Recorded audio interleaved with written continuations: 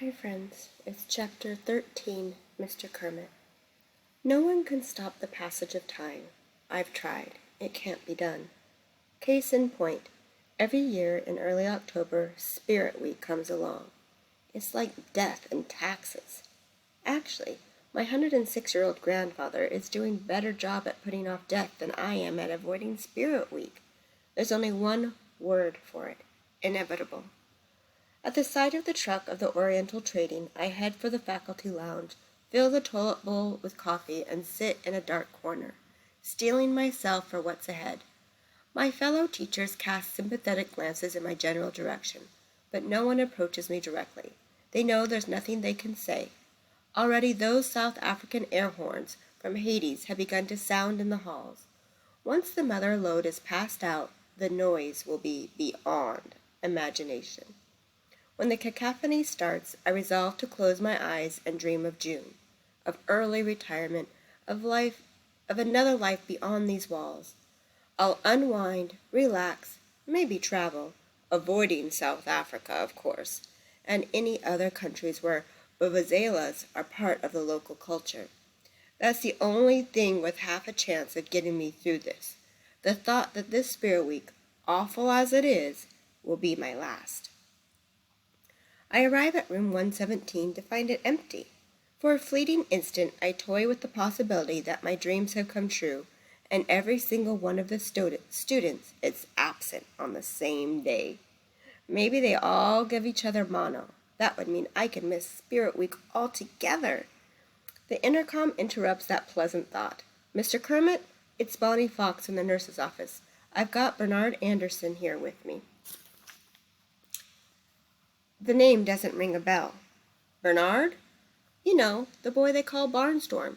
Someone stepped on his foot, but when I asked for a name, he clammed up. I'm worried that there might be some kind of bullying involved. I almost ask if the others are there with him, but I keep my mouth shut. On the off chance that it's true, she might send them back. He's already got crutches, but that seemed to be unrelated, the nurse goes on. I've iced the foot, but Bernard refuses to let me call his parents. He says he doesn't want to miss anything. Spirit Week, I mutter. Even students who are deliberately excluded still find something irresistible about this three-ring circus. Into the intercom, I add, well, thanks for letting me know. Please don't feel you have to send him back to my classroom anytime soon. Take your time. We don't want to risk re-injury. I break the connection. 1 mystery solved. 6 to go, except, is it really a mystery if you don't care? Just the fact that they're absent is enough for me.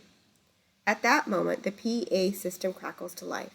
Your attention, please. It's Principal Vargas. Her voice seems higher pitched than usual, a little shrill, like she's under stress. 7 large cartons are missing from the loading bay. That's all the vuvuzelas for Spirit Week. Perhaps somebody thinks this is a joke. I assure you it isn't. This is stealing, pure and simple. If the school doesn't get its property back immediately, we will turn the matter over to the police. I sit down at my desk and open the paper to the crossword puzzle. Who would have believed that Spirit Week could start out on such a hopeful note? First, no students. Next, no vuvuzelas. How could it be better? Superintendent Thaddeus being abducted by aliens? I frown. Missing students, missing vuvuzelas. Miss Fountain burst in from next door. At the sight of the empty desk, she exclaims, Mr. Kermit, where are your students? I shoot her a coy look. Shh, you'll jinx it. But, totally flustered, she rushes across the room and yanks up the Venetian blinds. An appalling sight meets my eyes. A pickup truck is jouncing across the schoolyard. Not just any truck, Parker's truck. The payload is piled high with boxes. Parker is at the wheel, his face and shoulder crowded up against the driver's side window by the rest of the missing Unteachables. 3 more jog alongside the pickup. They hate me, I exclaim. Of course they don't hate you, Miss Fountain shoots back. Why would you say such a thing? They know how much I can't stand vuvuzelas. They're cornering the market so they can torture me forever. Come on, she grabs my arm, literally drags me to the nearest exit. We've got to stop them before this becomes a police matter, and the children end up in trouble. I think Mr. Kermit is confused why they're taking that. He doesn't understand that they're taking it because they think that he doesn't like them. I wonder if he's going to figure that out. Out on the lawn, she runs after them. So I run too. I haven't run in 15 years, and I'm not good at it. 6 steps in, I'm out of breath. Gasping and wheezing, struggling to keep up, I reflect once again how much Emma Fountain is like her mother. In the middle of a crisis, her number one concern is that the children shouldn't get in trouble. Why not? Trouble was invented for juvenile delinquents who do things like this. Fiona was the same way. And her one-time fiancé used to be just as naive until a certain 7th grader named Jake Terranova showed me how the real world worked. Seems like all this turned when that one student cheated and caused all these problems. That changed Mr. Kermit into this yucky old teacher. A glance over my shoulder reveals that Emma and I aren't the only ones chasing the Unteachables. It looks like half the faculty is racing across the grass, running full tilt. Christina Vargas is in the lead. But wait, who's that ahead of her? Oh no, it's Dr. Thaddeus. The superintendent's face is bright red, and he's sweating all over his hand-tailored silk suit. Not far behind the leaders is Barnstorm, thump swinging skillfully on his crutches. The kid is really a great athlete, having no problem keeping ahead of Nurse Fox and the custodial staff. Even a couple of the lunch ladies have joined the stampede. Up ahead, the pickup stops in a spray of dirt and grass. The Unteachables set about unloading the big boxes, yanking them out of the payload. What's that noise? Emma tosses over her shoulder. I hear it too, a low, hissing rumble. The Greenrich River. The students have the boxes ripped open and lined along the riverbank, as if they're planning to... The truth hits me like a cannonball to the stomach, knocking the wind out of me. Or maybe it just feels that way because I have so little wind left. They're not stealing the vuvuzelas. They're going to dump them. I resolved long ago never again to waste my brain activity on wondering what makes a bunch of rotten kids do what they do. But this is something that can't be ignored. Hijack a shipment of vuvuzelas only to throw them away? Why? Aldo's voice reaches me from the riverbank. It's Ribbit! What happens next might be the strangest part of an already bizarre episode. The Unteachables, caught red-handed in the middle of a ridiculous crime, all start cheering. What choice do I have to try to get to the bottom of this? I charge the group. Has everybody gone crazy? I demand, panting from the long sprint.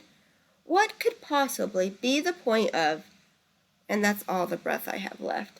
I double over, clutching my thighs, gasping. We did it, Mr. K, Parker crows. We got the vuvuzelas, all 1,000 of them. 1,008, Mateo corrects. At this point, it's just babble. I saw the shipment in the loading bay. Elaine created a distraction on Barnstorm's foot. We got the idea from Grinch. I throw my eyes around a carton and pick it up, nearly rupturing a disc in the process. Who knew that a box of light plastic horns could be so heavy? It's a titanic struggle to get it up onto my shoulder. We're taking these back to the school right now, I exclaimed, voice strained. Honestly, what were you kids thinking? Kiana regards me earnestly. We know how you feel about Spirit Week, Mr. Kermit. We took the vuvuzelas because you hated them so much. The bulky carton freezes on its unsteady perch on my shoulder. The thought knifes through my oxygen-starved brain. They're doing this for me. Kermit, roars our enraged Dr. Thaddeus. Control your students. I barely hear him. The flood of emotions brings me back decades to a time before Jake Terranova and the cheating scandal. Back when I was Emma's age and I step into the classroom every morning with the high hopes of shaping young minds.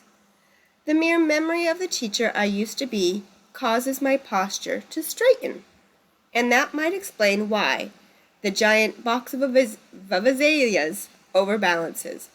I cry in alarm as the carton tips over, taking me with it. As I fall, 144 go golden eagles of azaleas drop out of the container into the water. I'm only a split second behind them, plunging head first into the river in a not too graceful reverse swan dive. The cold water delivers a shock to my central nervous system, starting my heart beating triple time. Shivering, I break the surface just in time to see my students scrambling, tumbling, jumping, and belly flopping to my rescue. Even Barnstorm joins the mission, flinging aside his crutches and hurling himself into the drink. In the process, Kitch managed to overturn the other boxes and kick most of the remainder of the shipment into the river with them. It's a moment that's definitely not covered in teacher college. Standing with your entire class in chest-high water while 1,008 bobbing vuvuzelias drift off downstream. Elaine has Mateo by the collar to keep him from sailing away with the noisemakers. Of all the miserable things that have happened to me during Spirit Week over the years, this ranks about 6th. All right, that was an exciting chapter. So, do you think Mr. Kermit is finally going to start to maybe become the teacher that he once was? He didn't get it at first, but Kiana finally said, "We did this for you." And then when he fell into the river, what did the kids do? They really are starting to care about Mr. Ribbit because they saw like the little times where he started to pay attention to them. Now there was lots of great words in here, like when it said hurling himself into the drink. What do you think the drink means? Surely it doesn't mean this kind of drink, like a drink of water. Talk about it with your parents. What do you think that I'll read the whole sentence. Even Barnstorm joins the mission, flinging aside his crutches and hurling himself into the drink. What do you think the drink means? Next chapter is chapter 14, Dr. Thaddeus, the superintendent.